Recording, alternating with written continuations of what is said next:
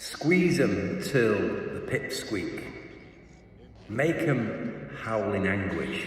There are two things that 1970s Labour Chancellor Denis Healey almost said. Subject to what the pips in question may be, for the purpose of this series on tax paying, we approve of his approach. In fact, Mr. Healey may well be the honorary chair of our tax torture chamber. Let's plunge into the higher levels of pain in our budget of horrors.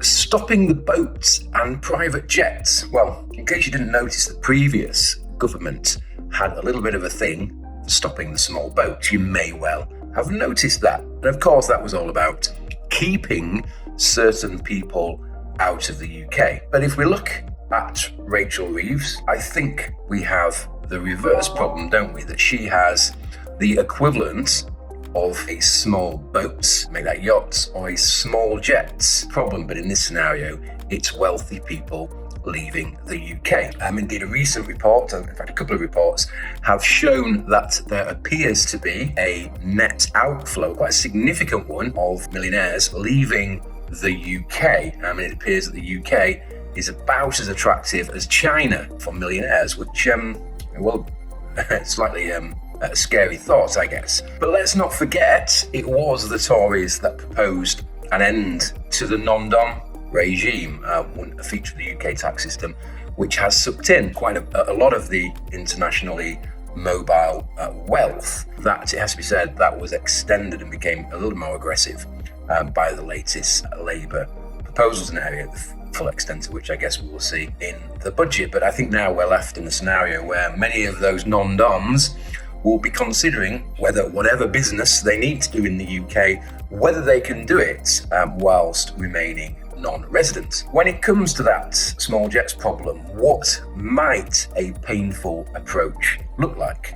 After all, this series is talking about a budget of pain. Well, first of all, we might see HMRC patrolling that fiscal border a little more tightly. So, in other words, we may see more interventions and inquiries around the statutory residence test, so the test that determines whether somebody is UK resident and therefore a fully fledged member of the UK tax club. Secondly, we might see a tightening of the rules. Ultimately, that statutory residence test can be reduced to a day counting exercise. The tests and the results are slightly different, but generally you end up counting days. They could tweak those results and make the day counting exercise more onerous, but at the moment we've got quite a system in that area as it is. What else could we look at?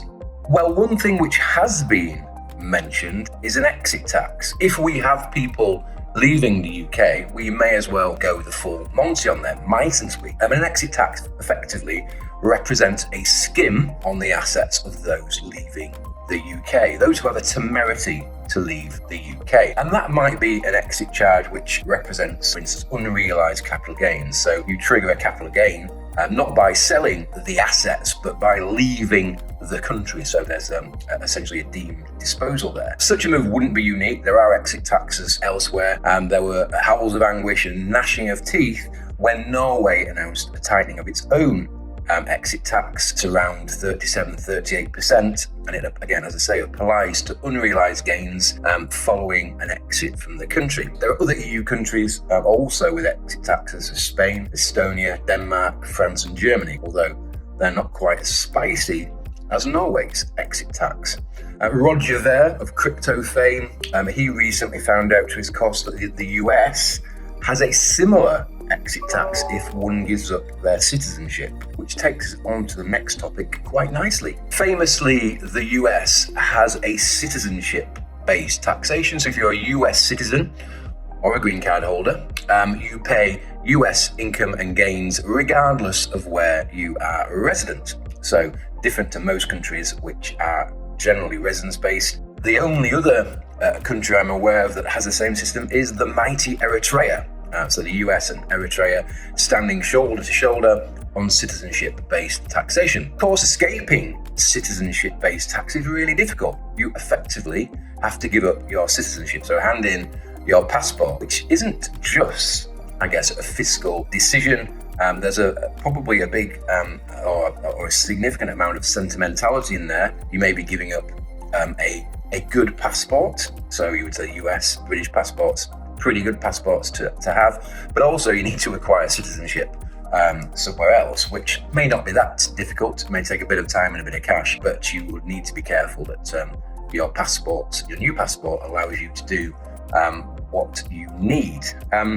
So I think if Reeves was committed to maximum howls of anguish and maximum pain, and she wanted to get a firm grip on, the wealthy people's pips, then there is a model sitting there, right there in Asmara or Washington DC, which it could be a bit spicy. So my pips are feeling truly squeezed now. You want more pain, you want more budget pain. You can take more. Good grief. Well, let's see what we can do in the next episode. Let's see if we can crank up the painometer even further. But for now, if you like this video, please subscribe and leave a comment below, and I'll try and answer any questions on potential tax torture and tax pain that you may have. But for now, thank you very much.